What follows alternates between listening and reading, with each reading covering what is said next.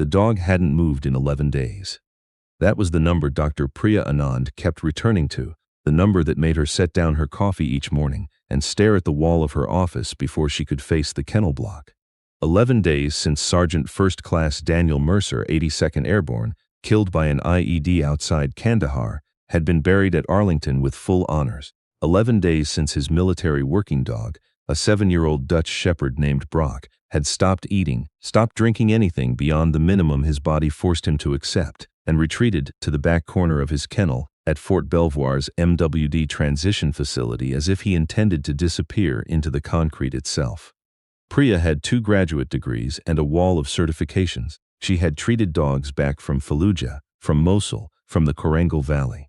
She had a protocol for grief response in working dogs, a 40-page document she had written herself, peer-reviewed and published in the Journal of Veterinary Behavior. She had applied every tool in that document, and several that weren't. Other handlers had tried. A chaplain. It seemed absurd, but stranger things had worked, had sat outside the kennel and simply prayed aloud. A behavioral specialist flown in from Lackland had spent 6 hours attempting what he called environmental re-engagement. They had played recordings, they had introduced familiar scents, they had done everything. Brock lay in the back corner and stared at nothing. He was not aggressive, he was not destructive, he was simply absent, a 90-pound animal composed entirely of stillness and sorrow, conducting a vigil that everyone in the facility understood but nobody could interrupt. He had watched the door of that kennel for 11 days. He was still watching it. It was a young specialist named Torres who first mentioned the old man. Torres had grown up outside Roanoke, and her grandfather had known him, or known of him, the way people in certain circles know of certain people, not through introductions or resumes, but through stories that accumulate like sediment. She had mentioned it almost apologetically, the way a person mentions something they fully expect to be dismissed. There was this man, she said. He lived out past Culpeper. He wasn't a vet, or rather he was, but he didn't talk about it. She had heard he was good with dogs that came back wrong. She said it the way rural people say things about a neighbor who sets bones or reads weather, half embarrassed, entirely serious. Priya had listened with the patience of a person who had already exhausted her patience. She said she would make a call. The man's name was Harlan Cross. He answered on the 3rd ring. His voice was the kind of voice that doesn't waste itself, each word placed where it needed to go, and nowhere else. He listened to what she told him without interrupting, and when she was done, there was a silence that didn't feel like hesitation. "I'll come Thursday," he said. "Morning, if that's all right." She said Thursday was fine. She started to describe Brock's behavioral profile, the metrics, the timeline, the specific deficits in engagement, and he let her finish. "I'll see him when I get there," Harlan said. He came in a truck that had seen better decades, a faded blue Silverado with a cracked mud flap and a pine tree air freshener hanging from the mirror. He was tall enough that ducking through the facility's exterior door was a reflex rather than a decision. He wore canvas work pants and a heavy flannel shirt, the kind that had been washed so many times it had achieved a softness beyond fabric. His hair was white, cut short and clean, and his face was the color and texture of old saddle leather.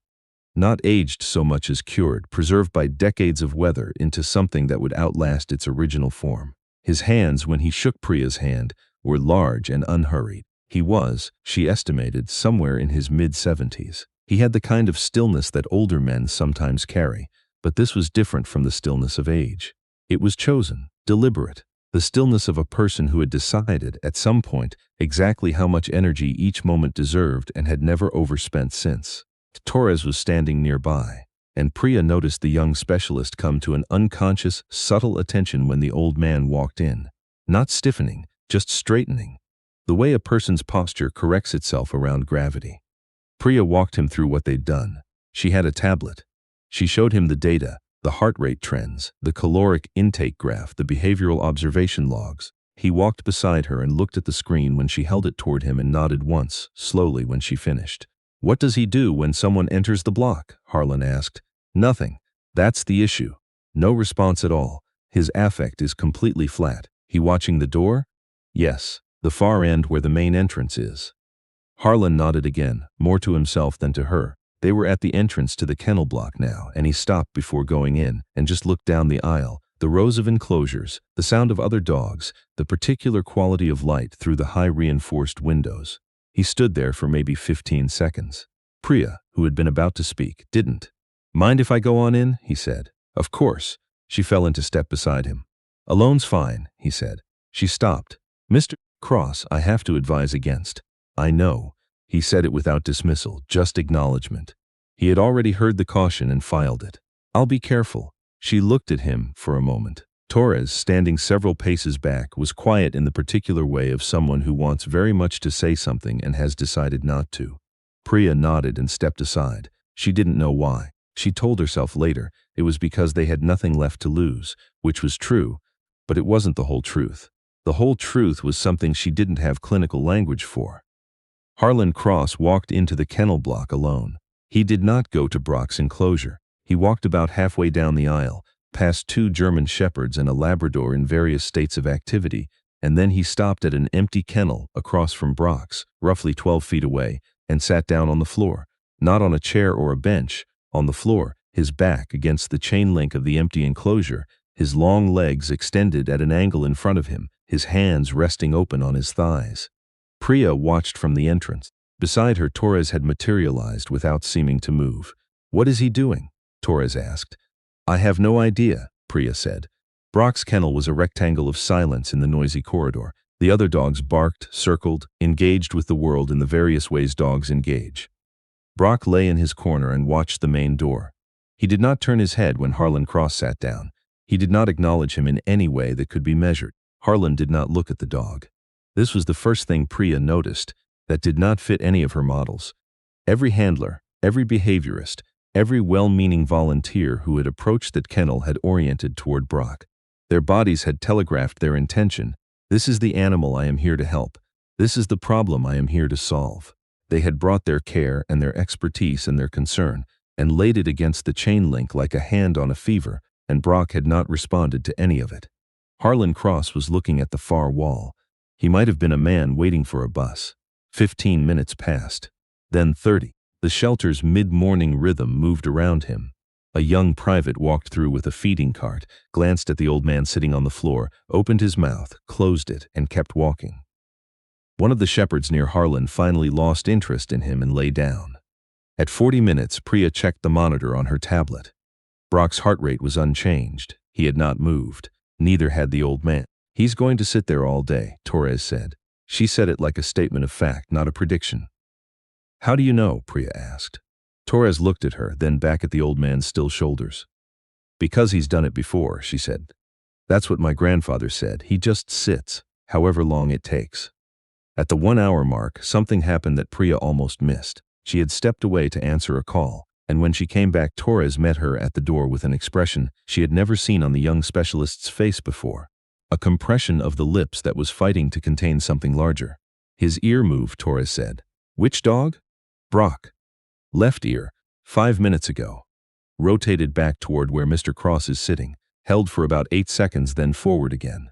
It was a voluntary action. In 11 days, Brock had performed no voluntary action directed at any stimulus in his environment. The ear rotation was reflexive, unconscious probably, the way a sleeper turns toward a familiar voice without waking. But it was movement towards something. Did Cross react? No. Didn't move, didn't look at him. I don't think he even knew. Priya thought about that. She picked up her tablet and pulled up the heart rate feed and watched the line for a while. The second hour passed. Harlan Cross shifted his weight once, slowly, resettling against the chain link. He reached into the breast pocket of his flannel shirt and produced a small cloth pouch. He opened it without hurry and took out a piece of dried meat. Dark, handmade looking, not commercial. He did not hold it toward the dog. He did not make any sound. He simply ate it himself, his jaw working steadily. The smell reached the kennel block the way smoke finds a room. Gradually, everywhere at once, Priya watched Brock's nose. The dog's nostrils made the smallest possible movement, a single slow flare, and then were still. Then again, 30 seconds later, the scent was reaching him. Something old and primary in the dog was processing it, something deeper than grief, older than training. Brock did not lift his head, but he breathed differently. Priya would have been willing to stake her certification on it.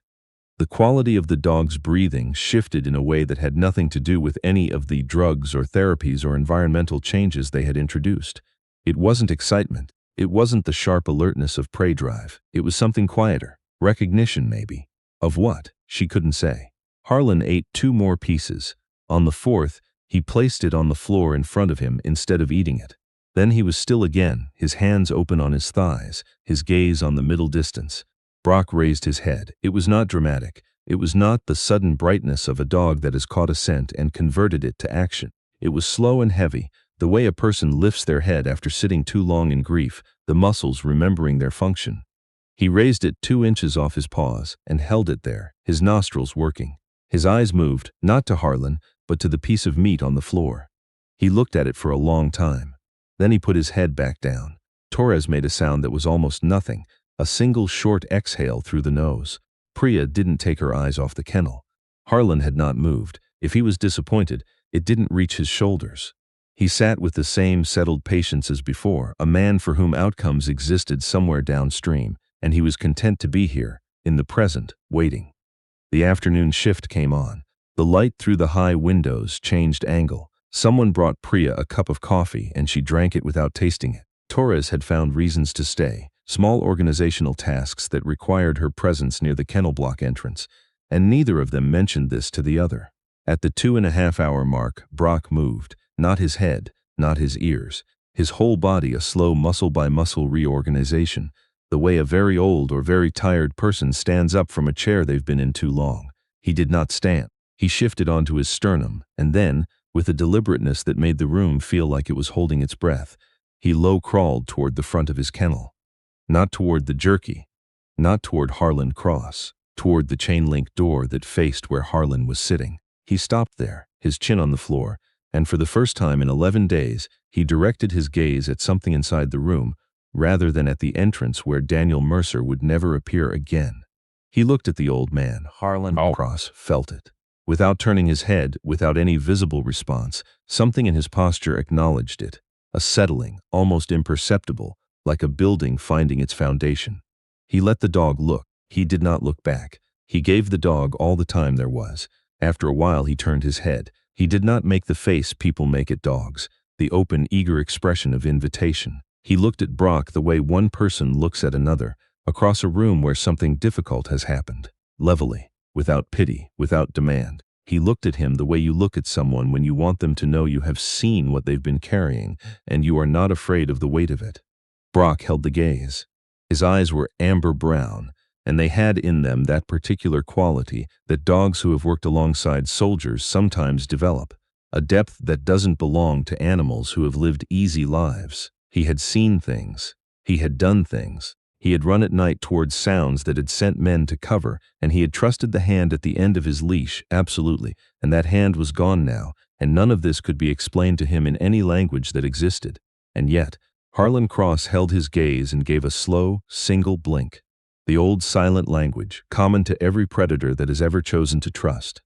Brock exhaled, long, shuddering, complete, the kind of breath that carries something out with it. He rested his chin on the concrete floor, his eyes stayed on the old man, and after a little while they closed. He slept.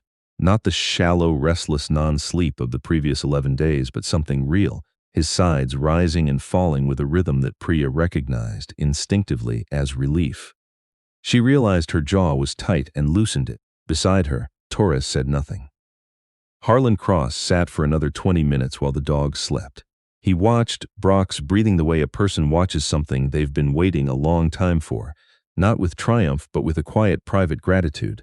Then he rose, slowly, with the careful economy of a man whose knees have been through more than knees are designed for. He picked up the piece of jerky from the floor, considered it for a moment, then crouched and slid it gently under the kennel door, pushing it a few inches inside with a single finger. He stood, brushed the concrete dust from his canvas pants, and walked back up the aisle toward the entrance. Priya met him halfway. She had a dozen questions and they all got in each other's way. He'll need to be approached the same way for a while, Harlan said, before she could organize any of them. One person, not two. Quiet, put his food down and leave. Don't try to engage him yet. He paused, seeming to consider. Whoever feeds him, they should take a breath before they go in. Center themselves. Dogs read what's underneath. If you're hoping he'll respond, he'll feel the hoping and it'll close him up.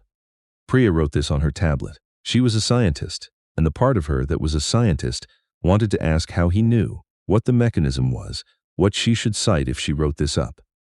The other part of her, the part that had watched what had happened in that kennel block, was asking a different question. "Will you come back?" she said. "Tomorrow, same time." He was almost at the door when she said it. "Mr. Cross, I have to ask, where did you learn this, working with dogs like him?" He stopped. He looked at his hands for a moment, those large unhurried hands with their particular geography of old scars.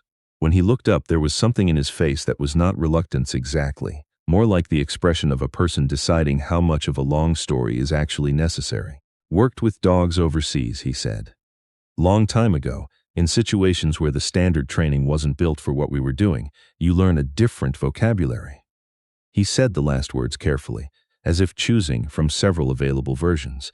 The dogs and the men, they go through things together that change the nature of the bond. It's not a working relationship anymore. It's something older than that.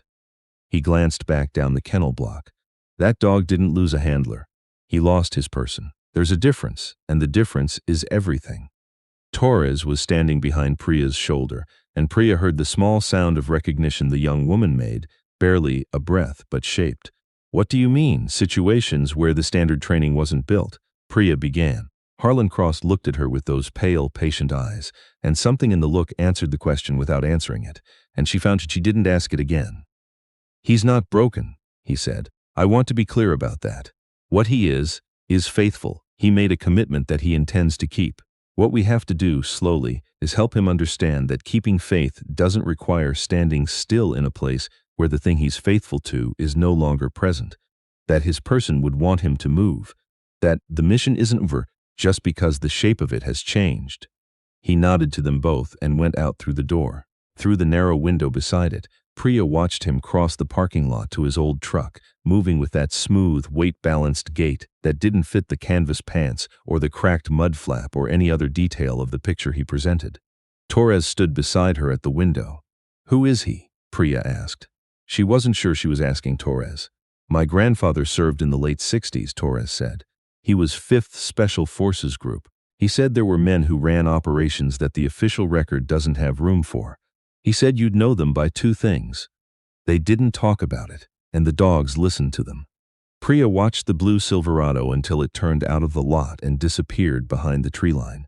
He came back the next morning. This time he brought his cloth pouch and a small brush, stiff-bristled, the handle worn smooth. He stopped by the facility office first and asked, simply, for the key to Brock's kennel.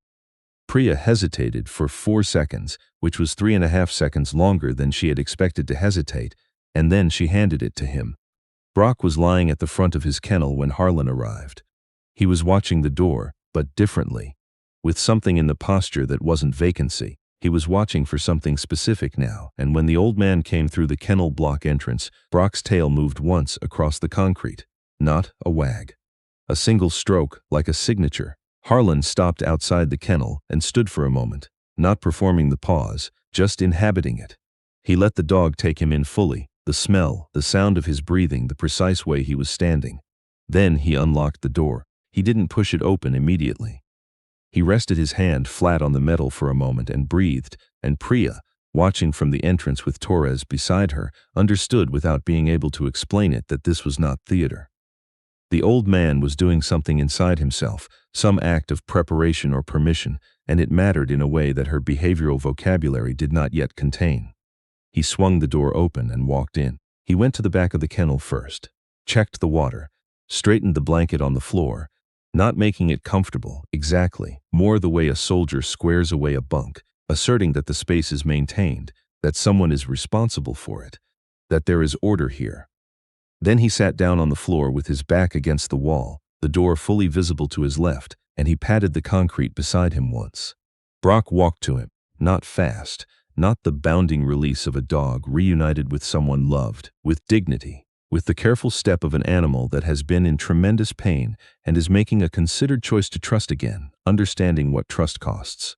He reached Harlan and stood there for a moment, close enough that the old man's shoulder was level with the dog's jaw, and then he lay down. his back pressed against Harlan's leg, his face toward the door, still on watch, but leaning on someone now. Harlan brought his hand up slowly from beneath the dog's jaw and scratched the thick muscle along his neck, and Brock made a sound deep in his chest that was not a growl and not a whimper. It was the sound of a compressed spring releasing, of something held too long finally and carefully let go. Torres turned away. Priya let her. Harlan talked to the dog for a long time. His voice was too low to carry, and Priya was not sure she would have repeated the words, even if she could have heard them. Some conversations are private, not because they are secret, but because they belong to the people having them. What she could see was the quality of the old man's attention, complete, undistracted, offered without agenda. He was not managing the dog. He was with him. After a while he reached into his pouch and they shared the dried meat, Harlan eating his pieces and placing one on the floor between them, which Brock ate without urgency, with the manner of an animal not performing appetite but experiencing it, which was different. Then Harlan's hand moved. It was quick, a sequence, 3 fingers together against his sternum, a sharp downward motion, then a flat palm. Priya didn't catch all of it. What she caught was Brock's response, which was immediate and total. The dog sat up, his posture correcting from grief animal to working dog in the space of a single breath. His ears came forward, his eyes sharpened, his spine aligned. He was not the animal she had been treating for 11 days. He was something else. Something assembled from a different blueprint, built for a purpose, and suddenly in the presence of someone who understood that purpose. Priya said quietly to no one, "What did he just do?" Torres's voice was nearly inaudible. "That's not any signal I was ever trained on. She stopped. "That's not from a manual." Harlan spoke a single word, German maybe, or something older than German. Brock shook himself from his ears to his tail, a full body reset, the water-shaking gesture of an animal releasing held tension, and then he did something that made both women at the entrance stop breathing for a moment. He nuzzled Harlan's hand. Not with need, with affection, with the calm, measured affection of equals acknowledging each other. His long watch was over. He had not abandoned his post. He had been relieved by someone who understood the nature of the post, the weight of it, the honor of it, and who told him, in the only language that reached him, that he had served faithfully, and that the man he served would not have wanted him to carry the rifle forever. The piece of jerky Harlan had placed inside the kennel the morning before was already gone. The bowl that Torres put down that afternoon, prepared exactly as Harlan had directed, kibble, warm water, a spoonful of beef broth, was empty when Priya checked it 20 minutes later. She stood looking at the empty bowl for a long time, her tablet at her side, its screen dark. She had come to this facility with her degrees, and her published protocols, and her genuine deep commitment to the animals in her care. And she had done everything right, and it had not been enough. What the old man had done, she could observe it, but she could not fully systematize it, could not reduce it to a procedure or a treatment plan. He had not used a technique. He had used himself, his history, his patience, his willingness to enter the darkness of the animal's grief rather than stand outside it offering light, and the particular knowledge that comes only from having served in the places where that kind of grief originates. She thought about what he had said.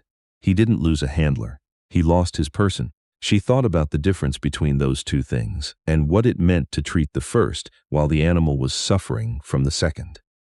She wrote nothing down. Some things she was beginning to understand, resist the clipboard.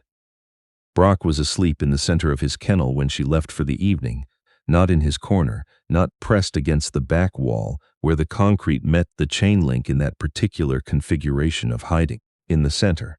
His breathing was even and real, and one of his paws in sleep was resting against the gray blanket as if holding on to something or perhaps letting something go. Harlan Cross returned every morning for 2 weeks. Each time his truck turned into the facility lot, Brock was already at the front of his kennel, waiting, not with the desperate energy of a dog who has been abandoned and fears abandonment, but with the settled anticipation of a soldier who knows his commanding officer is coming and has prepared himself accordingly. On the 14th day, Harlan came out of the kennel block and handed the key to Priya for the last time. "He's ready," he said. "Ready for what?" "For the next thing." He looked back through the kennel block window at Brock, who was watching the door with amber eyes that held something they hadn't held 23 days ago. He needed to understand that duty doesn't end with one person, that there are other posts. He knows that now. He shook Priya's hand. He shook Torres's hand, and Priya noticed that Torres held on half a second longer than necessary, the way a person holds on to something they suspect they won't have the chance to hold again. "Who should we call?" Priya said. "If we have another one like him." Harlan Cross considered the question. "You won't need to call," he said. "They find me." He walked to his truck, unhurried, his canvas pants and his flannel shirt and his worn boots belonging entirely to the surface of the man and entirely obscuring whatever lay beneath. He got in, and the old engine turned over, and the faded blue Silverado moved out of the lot and down the road, and was gone into the ordinary landscape of an ordinary Virginia morning, and nothing about the scene indicated that anything remarkable had occurred there, except that inside the facility, a dog that had been choosing not to live was eating his breakfast, and he had lifted his head and put his ears forward and looked at the door, not with waiting, not with the hollow vigil of the previous weeks, but with something that, in a human face, would have been called readiness. Whatever came next, he would meet it. He had been told he could.